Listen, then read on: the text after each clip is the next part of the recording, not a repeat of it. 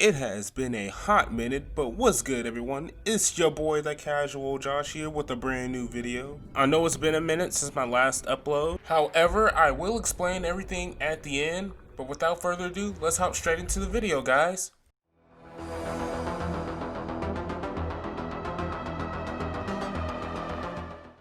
As of the making of this video, the PlayStation 5 reveal was around 3 weeks ago, and with that reveal came a catalog of games, and we got some more specs on the PlayStation 5. However, with the specs of the PlayStation 5, I won't be going into detail about that for the fact that that's just not my field of expertise. I'll just be going over some of the game catalog shown, and just some of the rumored pricing of the games and the system as a whole, and just my overall thoughts of the PlayStation 5. So let's go ahead and hop in.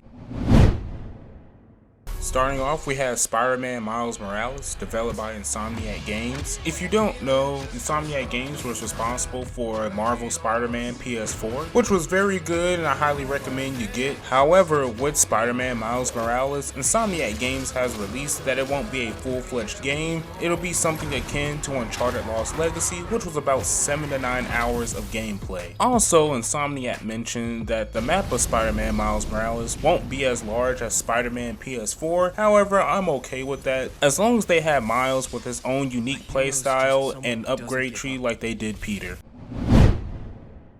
Up next, we got Ratchet & Clank Rift Apart, which is another one of Insomniac's games. Now, I'm not gonna lie to you guys, I really don't know too much about Ratchet & Clank. However, with the trailer and gameplay they showed off, I'm eager to see, can we just jump through dimensions like that? And also, with that jumping through dimensions, will the game be running smoothly? Up next, we have one of my personal favorites from the showing, which is Kena, Bridge of Spirits, which was developed by Ember Labs, and I'm not too sure on what works they've done in the past. However, I've seen a lot of people compare this game to Pikmin, or just the PlayStation 5 version of that, and personally, I'm okay with that. The game really does look great, and overall, I just really want to know more about this game. So guys, I would say keep your eyes open for a future review of this game, and more news as we get closer to the game's release date. Here we are with another one of my favorites, Resident Evil 8 Village, developed by Capcom. It continues the story of Ethan Winters and his wife Mia after the events of Resident Evil 7. And to be frank, I'm not the hugest fan of RE7. I still liked it, but again, Ethan is just not my favorite character when it comes to the Resident Evil franchise. However, despite how I feel about that, Resident Evil 8 looks like it's going to be highly interesting with the introduction now of werewolves and vampires. And at first, I was very skeptical of that, but then I just realized that, hey, this is a game where, as Gamer Thumb TV pointed out, you fight a boss that transforms into a giant T-Rex and then evolves into a giant dragonfly, so there's that. And also, we got somewhat of a ballpark release date, which said it was coming 2021. However, I wouldn't really hold them to that as of right now. But other than that, I will be looking forward to the game releasing, and I may do a more in-depth video to the game as we get closer to its release date and as more information is given to us, so just be on the lookout for that.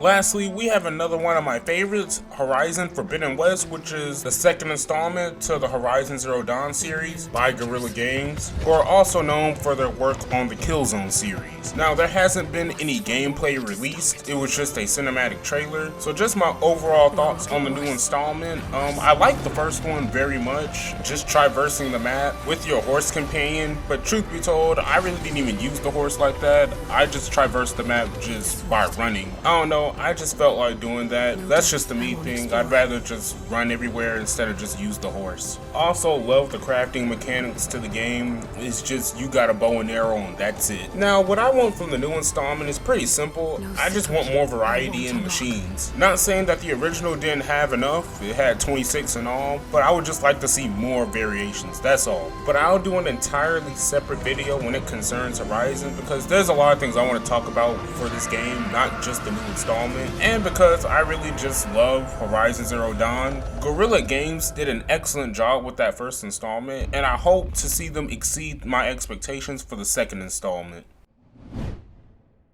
Now we have the games out of the way, I'm just going to talk about the rumored pricing of the games and the console as a whole, and just what I think about the console and what can happen with this console. And yeah, I didn't go through every game such as the Demon Souls remake and the Project Athea, but I'm gonna just do a separate video of Demon Souls. And with Project Athea, we don't really have too much information on the game, and truth be told, we probably won't have any information for like the next couple years, so I'll just save that for like a future video at some point. But as for the PlayStation 5 console, we did have a couple of leaks, such as Play Asia. They had posted on their website that the console was $700, which turned out not to be true. Then we had Amazon France leak a price, which for the regular PS5, it was around 499 euros, which converted into US dollars comes to $565. And for the digital version, it was 399 euros, but converted into US dollars, it was 450. But that was pretty much my guess. For the regular, I was thinking around at least 500 or 550, and for the digital, I was thinking at least at around 400 or 450. So we're still in the same ballpark. And as for the release date of the PlayStation 5, it's rumored that we might get it November 17th, I believe. It's either November 17th or 20th. So right around Black Friday. Heck, just the week before Black Friday. So it'll be right at the holiday season. And it would make the most sense since the PlayStation 4 came out at around the same time too. More specifically November 15th. So still a ballpark estimate. And as for the games, now this was to be expected, but through TheVerge.com and CDN Gamer Network, they had leaked the pricing of the upcoming NBA 2K21, which the standard price was $70, which is a full $20 more than what we're paying now. But again, I somewhat expected this at some capacity. But for now, guys, I'll just tell you, for the pricing of the console and the games, just take it with a grain of salt. Everything I'm telling you about these pricings are just rumors floating around, so we won't know anything until they release more information. But I'll leave the article and the screenshot from where I found this information on, so you guys can check it out for yourselves at the description below. But now, as the PlayStation 5 console as a whole, we were told that it's going to come in more color variations, which is a good thing because the all white isn't a bad thing, but I just want to have variety when picking out my console color, that's all. And hopefully with the PlayStation 5, and I feel like every PlayStation owner can attest to this, it won't sound like a jet engine while you're playing your games, because man, that thing is extremely loud. And lastly, I mean, for me, this really isn't a big issue. I know a lot of people complained about the battery life on the PlayStation 4 being around 4 to 5 hours. Hopefully they fix that with the PlayStation 5, but for me, again, it was never really a big issue. But that's all I got for you guys today. As far as my schedule to upload, I am actually in the process now of getting everything in order, so I'll be able to upload once every 2 weeks, maybe even twice every 2 weeks. It's just depending on my work schedule for right now, guys, because believe me, I would love nothing more than to create content and more videos for you guys, but there are just other things that require my immediate attention right now. However, despite all that, I'ma still get it done for you guys one way or another. But that's all I have for you guys for right now. I'll come to you guys with another video. I'm still working on my Resident Evil 3 full review video, so just stay tuned for that. But until then, everybody be safe and stay frosty, guys. See you next video.